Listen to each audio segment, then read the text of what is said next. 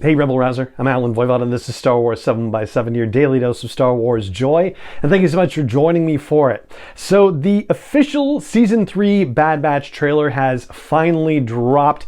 This is the only trailer that's been available to the public. There was a trailer that was shown at Star Wars Celebration Europe last year. There is a bit of overlap in the footage, but actually not a heck of a lot.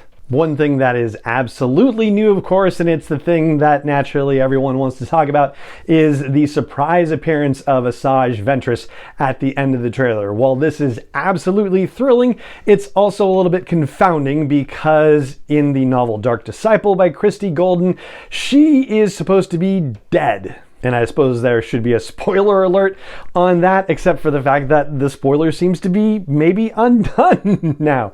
Because in that novel, Ventress gave her life to save Quinlan Vos. Count Dooku is the one who ultimately killed Asajj Ventress in that novel, and she was laid to rest on Dathomir. So there are a couple possibilities for her appearance in this trailer for the Bad Batch. Number one is that she's been resurrected, which with Night Sisters involved is certainly a possibility. The second possibility is that maybe she didn't actually die, and that one seems like a bit of a stretch. I mean, in the sense that, yes, for example, we saw Darth Maul fall down a giant chasm, split in half, and he managed to survive that, but I think there was enough time that passed after the events of Dark Disciple where she was killed and then she seemed to remain dead and her body was brought to Dathomir. So it seems unlikely that there's a survival a la Darth Maul situation afoot. And the third possibility is that we're looking at a flashback when we see her,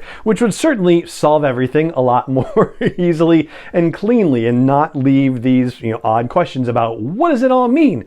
So unfortunately, those questions aren't being answered just yet, but in the official release about the drop of the trailer and the acknowledgement that Asajj Ventress is in it, they made pains to say that they are respecting the events of Dark Disciple. So, all right, what does that mean? And then when you look in the data bank for Asajj Ventress's entry, there's been an update there where it talks about her sacrificing herself to save Quinlan Vos. But now it ends by saying, but that wasn't the end of Asajj's story, ... So, yeah, that particularly seems to make the flashback scenario less likely, comparatively speaking, which means we're looking at a resurrection situation. I don't know. We're gonna have to see how they do this, but yeah, I gotta say, and sometimes as much as we like to see these characters, it's also good to know that once somebody seems to be dead, that they're dead, and you don't have to have these soap opera-like surprises, basically. Although I guess in truth, Star Wars is basically, for all intents and purposes, a galactic soap opera. So yeah, I guess it's entirely possible and would fit after all. So that is probably the biggest deal about the trailer.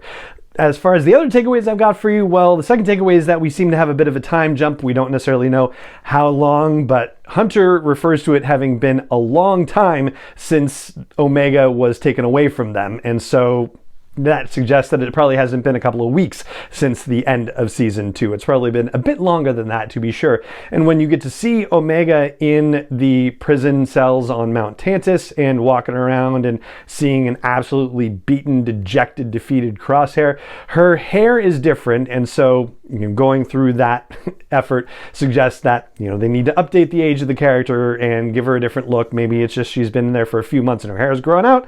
I don't know, but it seems like it has been a significant chunk of time since the end of Season 2 going to the beginning of Season 3. For a third takeaway, it seems like one of the other themes of the season is going to have to do with the fate of clones overall. So we have Captain Rex talking about how he thought the end of the war would mean the end of losing more of our brothers, and it's turning out not to be the case, that he was wrong. And as he's talking about this, we see a shuttle crash with what looks like stormtroopers looking around, and we see a temple that looks to be on fire, and then we see stormtroopers marching through what appears to be a courtyard, and with gunships down on the ground. It kind of looks like Pabu, which is the planet where the Bad Batch had been holing up in between missions during Season 2. It was their safe place, and it looks like this is no longer a safe place.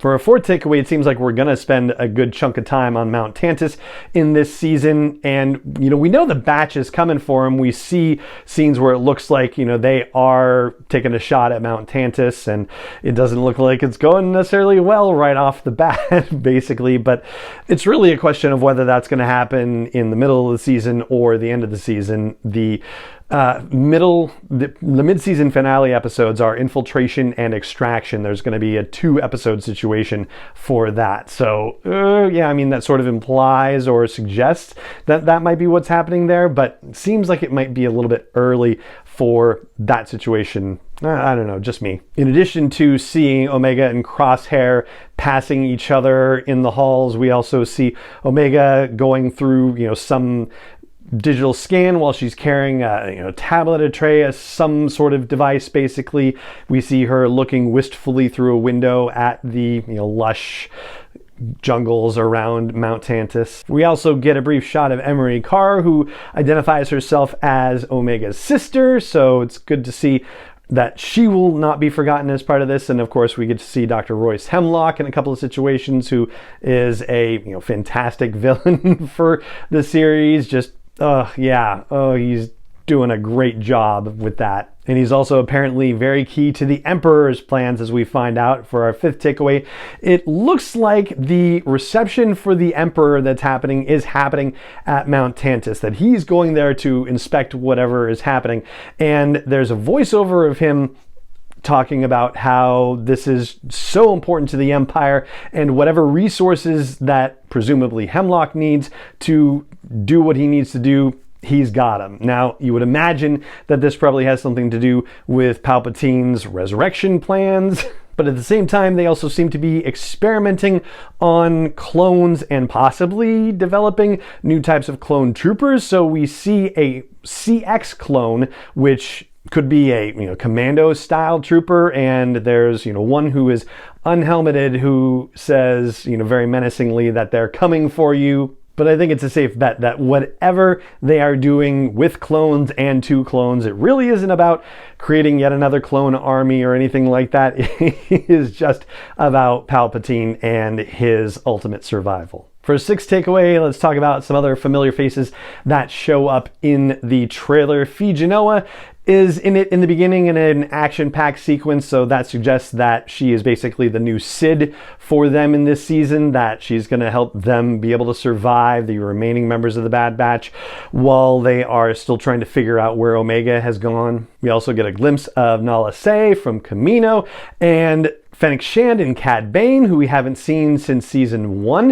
If you recall, Nala Se hired Fennec Shand to protect Omega, and Cad Bane was supposed to be hunting her down. So it'll be interesting to see how that dynamic plays out in this season. And we also get to see Wolf in the trailer, albeit briefly. So he is one of the clones who will eventually survive all the way through Star Wars Rebels, at least, and be part of the group along with Gregor that Rex is hanging out with in I think it's the first season when they show up originally. And for our seventh and final takeaway, let's talk about the release schedule, because they're doing a little something different with this one. First of all, we're finding out that they have 15 episodes this time, not 16, although I gotta say I'm keeping my fingers crossed for the series finale being a double-length episode, which would basically add up to 16 after all. Starting Wednesday, February 21st, we are getting a 3-episode kickoff, and one might imagine that that's actually going to be a full story arc. And then we're going to get episodes weekly, with the exception of March 13th, where we're going to get episodes 6 and 7 of the season. And then on April 3rd, they're going to double up again and give us episodes 10 and 11 of the season. And so the season finale, the series finale, is going to drop on May 1st. Now, when I was talking about release schedules for 2024 earlier this month, I thought that we were going to see The Acolyte first, and I guess I let my hope get the better of me on that one. So unfortunately, I was wrong about that. But I did say that the Bad Batch would have come second, so yeah. And come to think of it, the way I had it previously was Acolyte, Bad Batch, Tales of the Jedi, and then Skeleton Crew. It actually kind of does make more sense to go animated live. So I'll say that I'm revising to say Bad Batch, Acolyte, Tales of the Jedi, and then Skeleton Crew is my order now for things. So That's what I've got for you in our 7 takeaway episode, talking about the release of the season 3 trailer for the Bad Batch and all the other stuff surrounding it. And that's going to do it for this episode of the podcast. If you enjoy the show, I hope you will consider sharing it with other Star Wars fans that you know. I hope you'll consider leaving a rating or review on your favorite app that you catch the show on. And I hope you'll also subscribe or join, depending on whatever that app calls it. And it just remains for me to say thank you so much for joining me for this episode of the show, and may the Force be with you wherever in the world you may be. Star Wars 7x7 is not endorsed or sponsored yet by Lucasfilm Limited, Disney, or 20th Century Fox, and is intended for entertainment and information purposes only. Star Wars, the Star Wars logo, all names and pictures of Star Wars characters, vehicles, and any other Star Wars related items are registered trademarks and/or copyrights of Lucasfilm Limited or their respective trademark and copyright holders. May the Force be with them. All original content is copyright by Star Wars 7x7. We hope you love it.